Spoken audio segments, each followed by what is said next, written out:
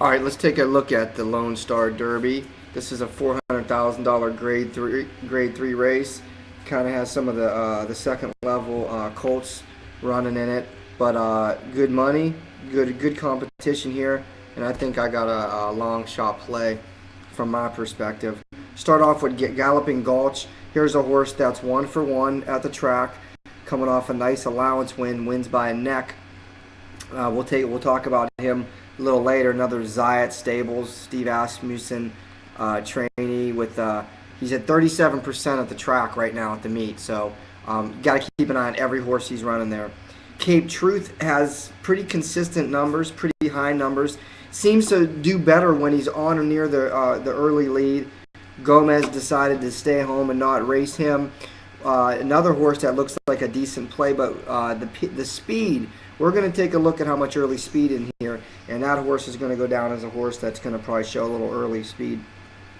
Uno Moss is a grinder. Here's a horse that's hit the board in half of his races. I like when Hernandez is up on him. He's got Barry today.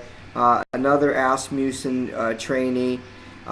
This is going to be the Baffert-Asmussen battle, it looks like here, because between them they have the majority of the field.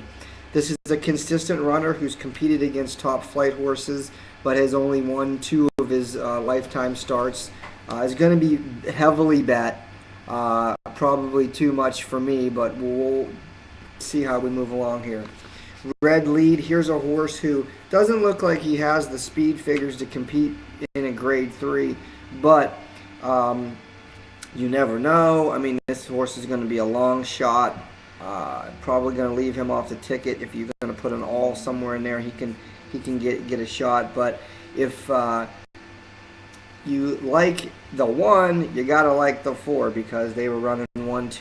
It was a I watched the race. It was a tight battle. He was wide. The 4, that is, was wide the whole way around, and seemed like he ran a pretty solid race, but maybe overmatched here. Mayor Marv is a horse that had a lot of hype early in the 3-year-old campaign. Broke his maiden. It took him 6 lifetime starts to break his maiden, but everyone knew he was a good horse. He was racing against, if you remember the stretch duel with Papa Clem in the race that Papa Clem broke his maiden. It was a race that I had a nice score on, and he was beaten by the Pomplamoose, and yeah, he was raced against some of the tough guys. Definitely a good-looking horse. Went off 4-1. I thought he'd be lower odds in the Sunland Derby, and led early and then just spit it. So hard to tell with this horse. I'm thinking he may not like the distance, even though he's a distorted humor. You got the Baffert, Pegram connection, and Flores up. But again, it's going to be bet heavily. Brings us to the 6, Dumar. This is my play in this race. Currently 12-1 morning line. Here's a horse that in the Sunland Derby was only beaten 5 lengths, and Kelly Leak ran a big race there. Mythical Power, the 7, is probably going to be one of your favorites in this race, and he was only 2 lengths ahead. And if you watch the Sunland Derby, Dumar was making a run. I mean, he made a big run. He's a dead closer, and he checked around the quarter pole, which impeded his progress.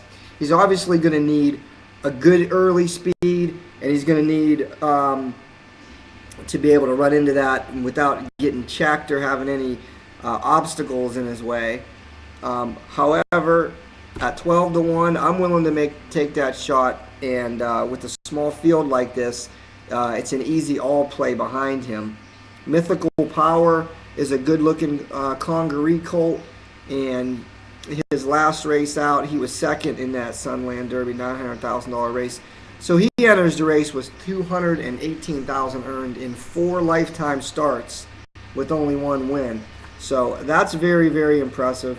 He's raced against some of the the good maiden special runners early in the season, and he's coming off a real nice work at Churchill Downs. So Mythical Power, to me, is going to be a good horse, seems to be in good shape. But for my money, I'm going with Dumar, the 6 horse. Asmussen at 37%. We're going to put 6 with the all. That's going to be a $6 wager on the exacta. And I'm probably also going to mix it up with a couple horses in the try, and a 12-1 is worth a play on the nose on the win bet. So that's how I'm looking at this race. Good luck. Preakness analysis will be coming up in the beginning of the week. We'll start breaking that race down, and leave your comments so we can have a little bit of a blog. We all could pitch in and hopefully help each other find some winners. Good luck.